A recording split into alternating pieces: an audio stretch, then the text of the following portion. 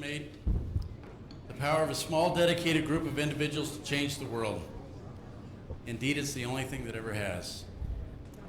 I didn't say that. Well, I mean, actually, I just did say that. That's right. Margaret Mead has said that.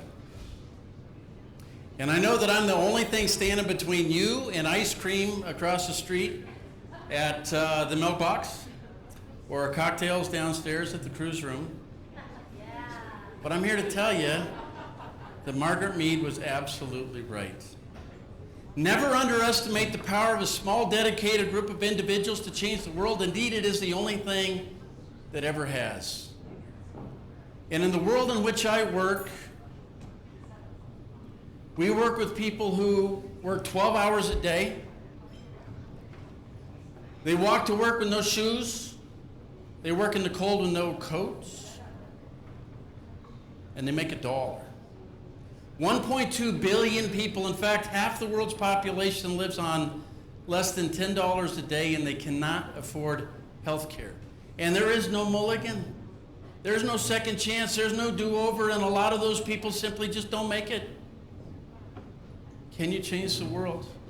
My dad started this whole experiment in his garage in Evergreen, Colorado. And since then, it has expanded to 133 different countries around the world. And now what started out as one single semi-truck trailer full of medical relief in the back of his old Dodge pickup truck is a semi-truck trailer every other day of the year full of medical supplies and equipment to the people who need it the most, to the moms and dads who aren't going to make it unless people get together and say, I'm going to change that situation. I'm going to save those people's lives. That's what diplomacy is all about. And what started out at my mom and dad's garage has expanded to 17,000 volunteers in 6 distribution centers in the United States and 18 other collection warehouses. We had 350 on-site medical assessments in hospitals just last year alone, and almost 400 medical professionals traveled with us overseas to touch the lives of people. I'm proud of that. I'm proud of our relationship with World Denver. I'll never forget the time that Karen called up and she said, Doug, we've got a group of journalists coming over, and they're all from Islamic countries, Iran and Iraq and Yemen and all these different places, Saudi Arabia and Abu Dhabi and places. And she said, there's a few rules that you got to abide by when you host these people. And one of the rules is you can't talk about politics, and another rule is you can't talk about religion. This isn't Karen's rule, this is the State Department rule. So we're walking through the warehouse, and here's all of this group of journalists. And they walk up to one of our volunteers, and her name is Lynn Riley, and Lynn Riley stands about 4'11" when she's wearing her high-heeled shoes. And they talked to her, and she was packing surgical scrubs that day, and she was folding them all and putting them in a box. And one of these Islamic journalists walks over to this little blonde Christian lady, and he says, so I would like to know from you personally, why do you do this? And she looks at him and she says, because this is my church. And I thought, oh my God, there we go. Karen's gonna throw me off the board of World Denver. I'm going to lose my global entry pass.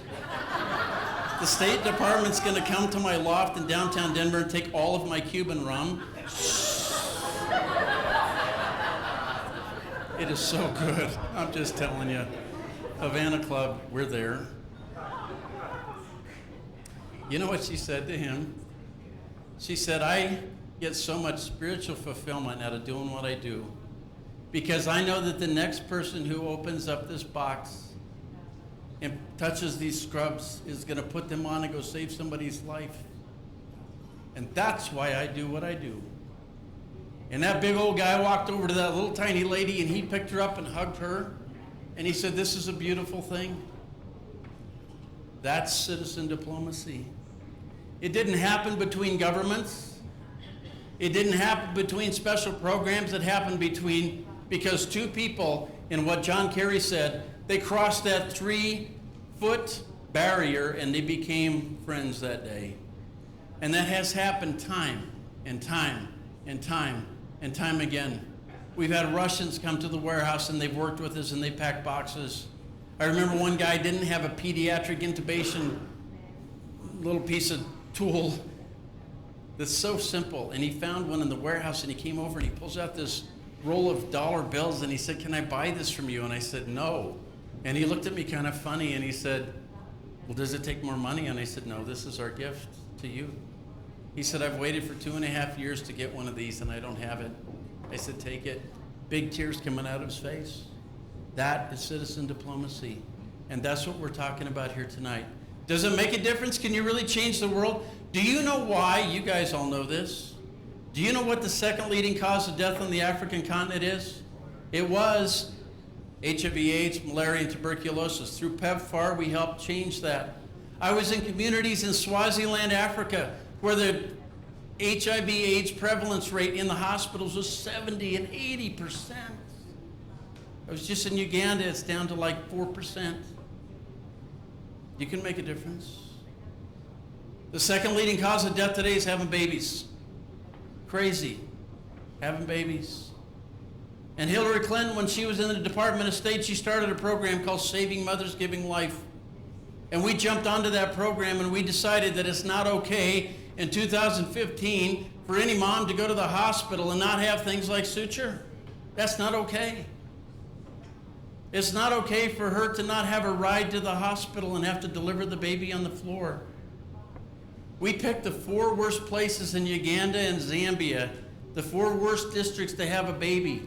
The maternal mortality rate was 450. In Denver, it's 7. And we said, what if our big, hairy, audacious goal was to reduce maternal mortality by 50% in 5 years? Could you do that? Could a small, dedicated group of individuals change the world? Could we reduce that maternal mortality rate by half? We got involved. We started putting new exam tables and delivery tables. We put in gloves. We got the doctors to come back because now they got tools. The American Academy of Obstetrics started teaching. USAID started working, training. Merck put some money into the thing. Christy Turlington started raising money through Every Mother Counts, and they started paying for the boda riders, little motorcycle riders, to go out and get these moms. Can you imagine being in labor and driving 2.5 hours on a motorcycle to the clinic? On a bumpy road. But it beats having a baby on the floor in your house. You know, in 1 year, we reduced the maternal mortality rate by 30% in 1 year. That's exactly right. And it was so successful that they said, let's go to Nigeria and do this all over again. Never underestimate the power of a small, dedicated group of individuals to change the world. That's you, and that's me. Indeed, we are the only thing that ever has. Thanks for being here tonight. Thanks for supporting World Denver and all this. Good night. God bless you.